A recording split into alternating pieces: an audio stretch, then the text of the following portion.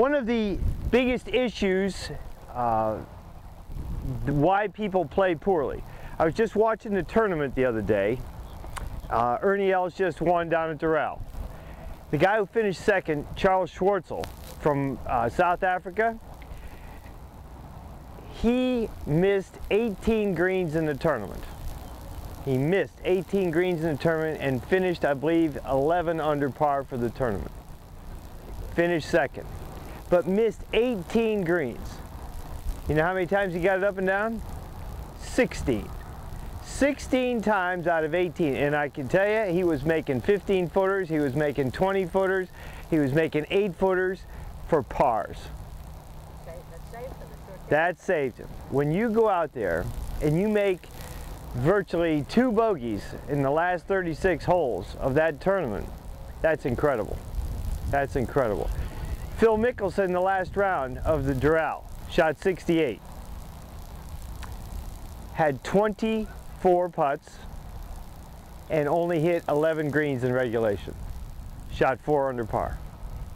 I can tell you the value of the short game is why these players play well. They hit it a long way, they look good on TV in certain parts of the game. The biggest issue that they run into is getting the ball up and down, just like all of us. Your ability to get the ball up and down when you have to do it is so critical for you scoring. And without that ability, you're going to shoot anywhere from 5 to 10 strokes higher than you would normally if you could get the ball up and down. So, thought today's clinic we'd spend a little time on just the basic concepts that you would want to know as to how to play these short shots. Now, the first thing you'd want to look at here, obviously, is your lie, because that's going to have a lot to do with what kind of a shot you're going to play.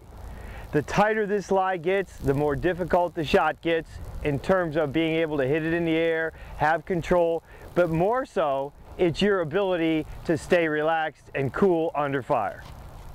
Because when it gets tight, that ball sitting down, your anxiety level goes up 100-fold. Some people maybe 1,000. This is what makes it hard. The basic stroke is very simple. The club has to pass through the ball at the right level. The only way you can consistently do that is for your lead arm to lead the club. Because the minute you push the club, you make this club go faster than your lead arm. And here's the consequence. It comes upward.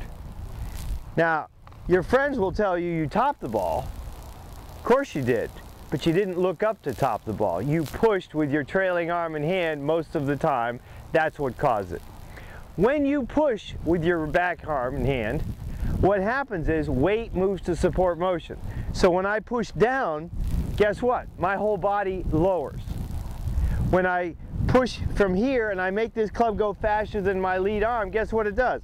It bottoms out in midair and then comes up by the time it gets to the ball. Watch it. You can see that. See how I'm pushing here, the club bottoms out in midair and comes up, never hits the ground, but by the time it gets to the ball, it's way up here. So it makes the club come in an inch too high, you hit the top of the ball, and guess what the ball does? It rolls. Because the only way a ball goes in the air is it must have backspin. Backspin is created by this club and every other club in your bag that has loft on it. And believe it or not, even a putter has loft.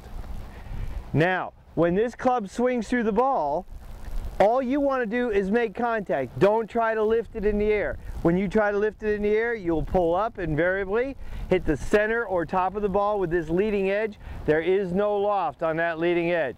It hits the center and makes the ball tumble over. So it just goes rolling along.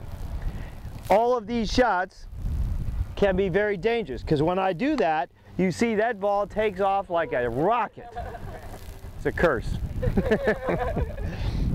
All I have to do to top it every time, and I know most of you already have this shot, but if I push from here, I make the club bottom out, it comes up, and it tops the ball. That creates a lot of anxiety on most people's part. So, the highest percentage shot that you can play is with a putter. The reason it's the highest percentage, you only have one variable, roll.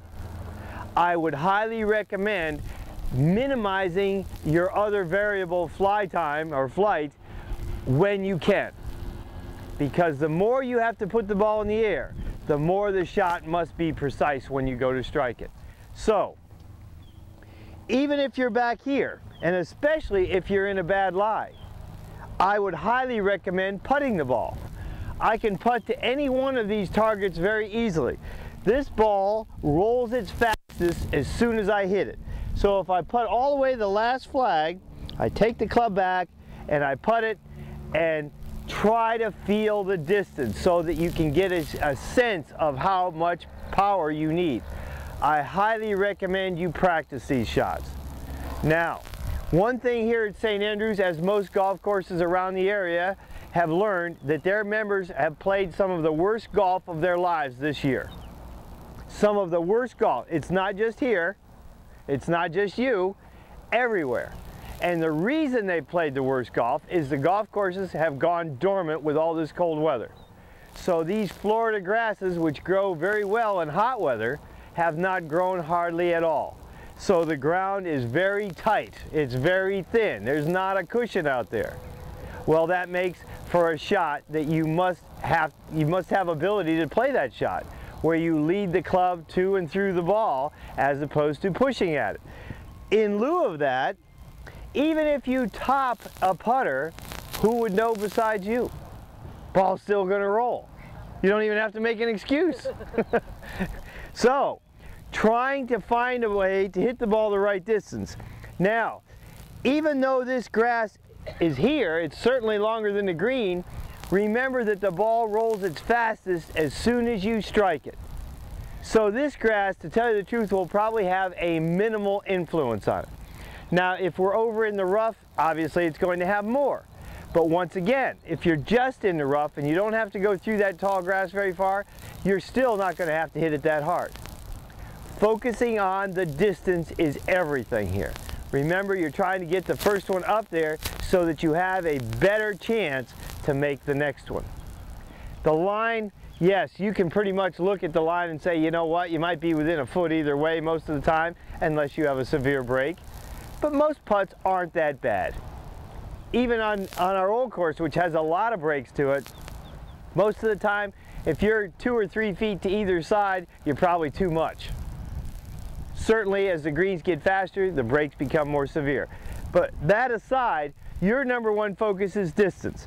I'll guarantee you, professionals going to this first flag here would try to hit this ball with their putter because it's the easiest shot to try to get a feel for. I don't have to worry about getting the ball in the air. I don't have to nip it just right. I don't have to worry about when the ball lands how far it's going to run. I just need to get a feel for how hard to strike it on this shot. And it really doesn't matter, as you saw on my last putt, I didn't have to strike it very hard. If I went to this target over here, even if I'm in a terrible lie here, you think you're going to do better with that out with a sand wedge? I don't think so. It's going to be very hard to get the ball to do what you want it to do, so just roll it. Putter is the best suited for it, so I'm going to swing here. I'm going to hit the ball what I feel is just hard enough to get me there.